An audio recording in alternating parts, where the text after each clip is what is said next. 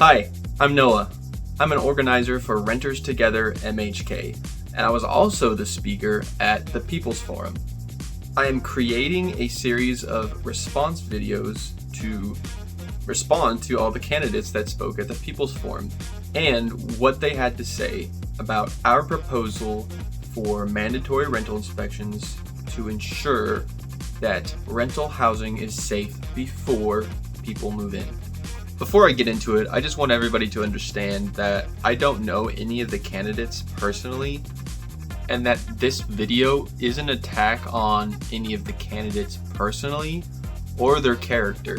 This video is simply to critique the response that was given at the People's Forum. With that being in mind, let's get into it. For John Matta's response, he gave this.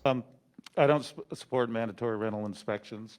I think they're bureaucratic, expensive, and practical to do, as this one said, before the renters move in, when you consider K-State and everyone moving in at the same time, and that it violates privacy rights, particularly for the tenant. Well, that's what governments are, is bureaucratic. It's not fun waiting at the DMV to get your license renewed, but imagine in a world without a mechanism to ensure that everyone driving on the road legally is qualified and safe to have on the road. This is not a good excuse when lives are on the line. Expensive and practical. They're only $50 for the entire year that it's inspected. All right, so if you go to City of Lawrence, Kansas, the city's main website, and you go to long-term rental licensing for landlords, you can go to in compliance with City Ordinance 9110. If we click on that, that'll give us all the information we need for the long-term residential rental property code, such as the cost. So once you go down here to the rental license fees, you will notice that 51 to 100 dwelling units is $850, which is basically $16 per unit. So as you can see, the more dwelling units a landlord owns or is in charge of, the cheaper the cost. And if we scroll down to inspection fees and administrative fees, we will see that the inspection fee shall be $50 per dwelling unit inspected. The inspection fee shall be remitted to the city only in the year that the dwelling unit is scheduled for inspection. The inspection fee shall be paid at the same time as the rental license fee or renewal license fee. You could see a scheduled inspection or reinspection may be rescheduled with no less than 7 days. Or we could see a scheduled inspection shall be charged an administrative fee of $25 per dwelling unit that was scheduled for inspection. So if we were looking at the cost of one dwelling unit, let's whip out our handy dandy calculator. $25 plus $50 plus, let's do worst case scenario, $17. So this is how much money it would cost in Lawrence to have your home inspected. This cost isn't every month. This cost isn't every year. This is just when the home needs inspected, which, if that property were to pass the inspection, that home wouldn't be inspected for another 3 to maybe 6 years. Let's say my girlfriend and I's unit was inspected, and this was the cost, and the landlord decided to put that cost on us. If it was a generous landlord, that landlord would split this cost up as much as possible, as in dividing it equally between every month we're living here. Divided by 2, and it's $46 per person, just for that 1 year it was inspected. Divided again, we're talking about $4 a month. You can't put a price on human life. Less than $4 a month, just for the year it was inspected, that's pennies. That is totally inexpensive and worth it to ensure that your housing is perfectly safe and that you're not going to have your security deposit taken once you move out. Then he says impractical. How? Well, the reason he gives is because students are moving in all at once and it's going to be too crazy. Lawrence, Kansas doesn't inspect the entire city all at once. They schedule their inspections on a cycle. So there's plenty of time to schedule a 2-hour inspection within that time frame, those years. Then he throws out this will violate privacy rights. They don't. If you listen to what I proposed, I said the units need to be inspected before tenants move in. So they won't even be living there. There's no privacy to impose on. If for some weird reason the unit absolutely had to be inspected, Lawrence provides 72 hours for landlords to communicate with their tenants and find a time that works for everybody to get the home inspected. Tenants also have to sign a consent form. So this is all under tenants' consent. They're not violating any rights.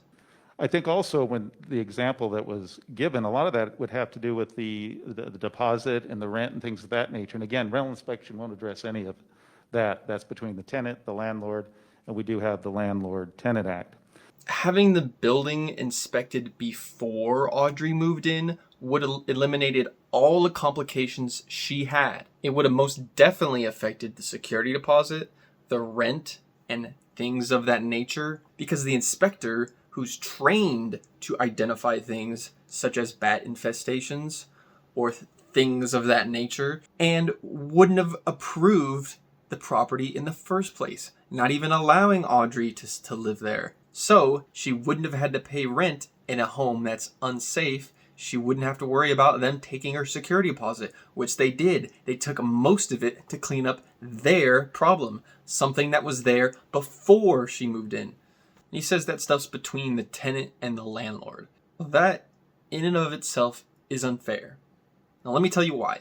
Landlords, most of the time, get what they want, more often than a tenant does, because landlords have more power than a tenant. How do they have more power than a tenant? Well, some tenants are very, very lucky. They have parents who have money and can find legal representation. There are other tenants, particularly 18-year-old college students who have never rented or signed a lease, or any contract for that matter, in their entire lives, and they don't have the money to pay for legal representation. Landlords do. Typically, responsible landlords have a lawyer they can just call up. That's why in the story that I presented, Audrey Wilson, there's a video on that, link in the description, she had almost her entire security deposit taken. And they wouldn't even let her out of her lease. She had to pay for 2 properties and work multiple jobs while she's studying to become a veterinarian. That's insane. Next, he has the audacity to say that Also, while we do have advocacy groups here, and we're hearing that the people don't know about the volunteer program, I would hope that the groups would be telling them about the volunteer program. oh, so you just want us to let people know that there's this optional rental registration program in which you can report a rental housing issue and get that inspected. So if we go to the City of Manhattan website, we go to rental registration program and inspections, let's report an issue. Report it. Report a non-emergency issue you see across the community by clicking create below or downloading our Report It app. Oh no, it looks like it's not working. Wow, who would imagine that?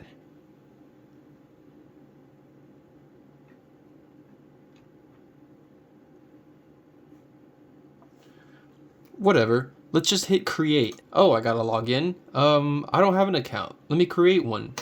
All right, let's see, let's put my information in. Password, There we go. Oh, what's this? Sorry, an error occurred configuring the application. Please try again. If the problem persists, please contact support. Are you talking about this program? This one right here? This program that clearly doesn't work? The map doesn't work? I can't create an account? Oh, let's check out the app. 3 stars. Doesn't work. No real way to pay utility bill as advertised. Sometimes what you report doesn't get attention or a response. Wow! we don't have the capacity to contact every renter in Manhattan. The only people that come across us are people who are very desperate. They know somebody or they have experienced unsafe or unfair treatment in their housing. And by the time we actually get to talk to them, they already have a story of what had happened. And letting them know about an optional inspection program that doesn't work isn't going to solve anything. It already happened to them. Then he says landlords must follow the lease and make necessary repairs.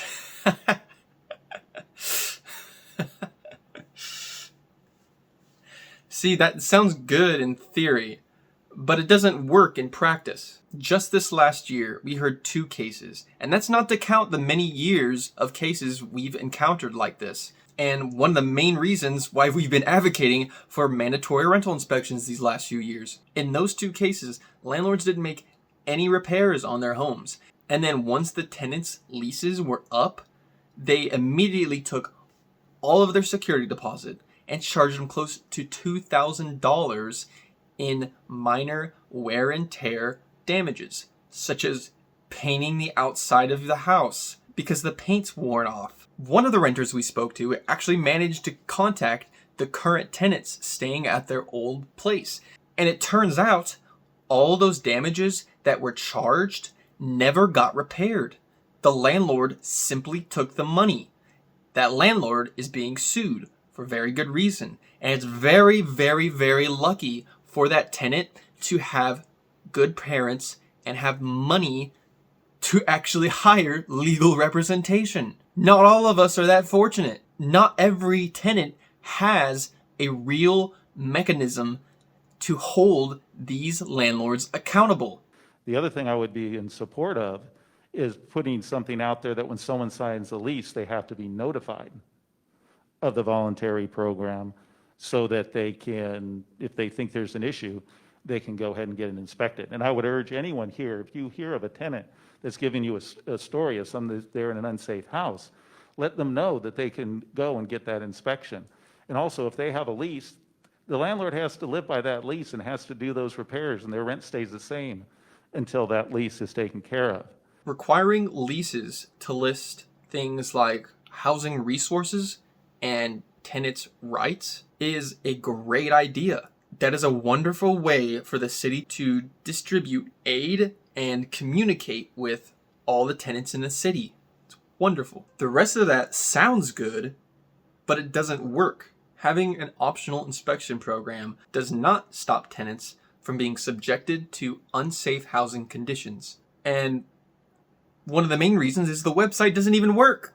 Second, this solution allows properties in Manhattan to be unsafe and allows them to be leased out. The idea that it's okay for housing in Manhattan to be unsafe is insane. If there were roads or bridges in Manhattan that were unsafe, we wouldn't allow people to use them. If restaurants were killing people or food poisoning people, we wouldn't allow them to operate anymore. And how do we determine if roads and bridges are safe to use?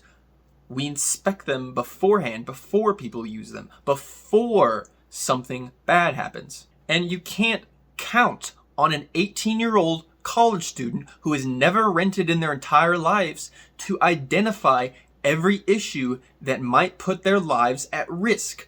For example, Sacramento, Texas created a mandatory rental inspection program because in one of their rental properties, they had old, faulty wiring running in the house. That is something college students, any renter for that matter, can identify because it's in the walls.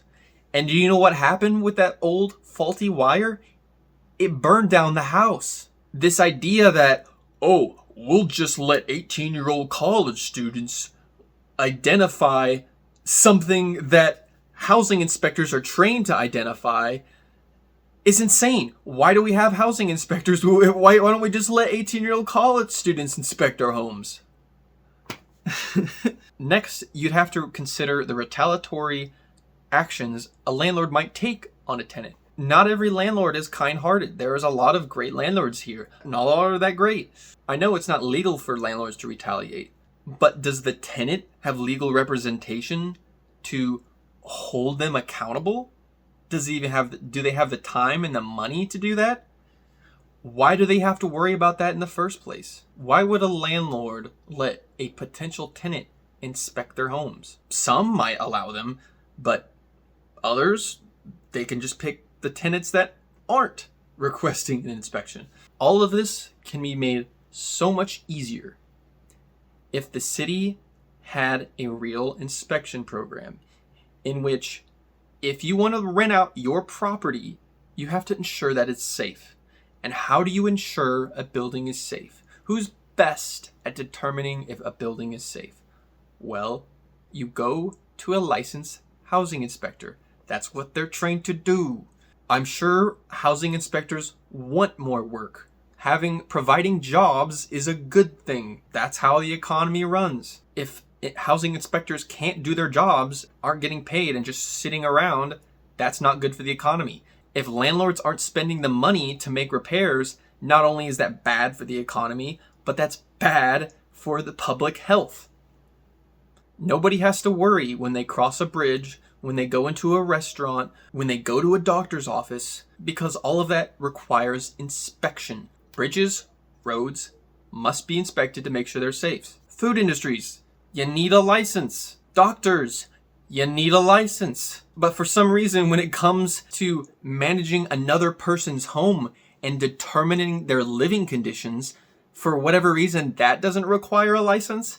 That doesn't require inspection. Overall, Matta's response was ridiculous. There were no valid reasons why this proposal wouldn't work. There were no valid reasons why we shouldn't prioritize public safety. What he described was a mandatory housing inspection that doesn't exist.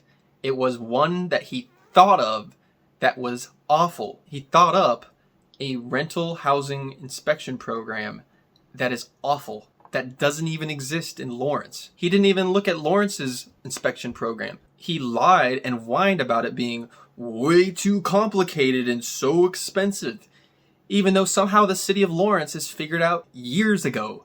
His solution to keep the optional inspection program fails to ensure that housing is safe before tenants move in. It's not like he did a lot of research to figure this stuff out and to actually see if this would work or not. What Matta did was just make up a bunch of ridiculous reasons why he thinks what he thought up wouldn't work. I would recommend looking up other cities like Lawrence, like Sacramento, and see how are they doing it so cheap? How are they making this work? And taking what works in all of those different housing inspection programs and adopting them here and leaving out the things that don't work. We cannot support a candidate that does not take the safety and well-being of Manhattan renters seriously.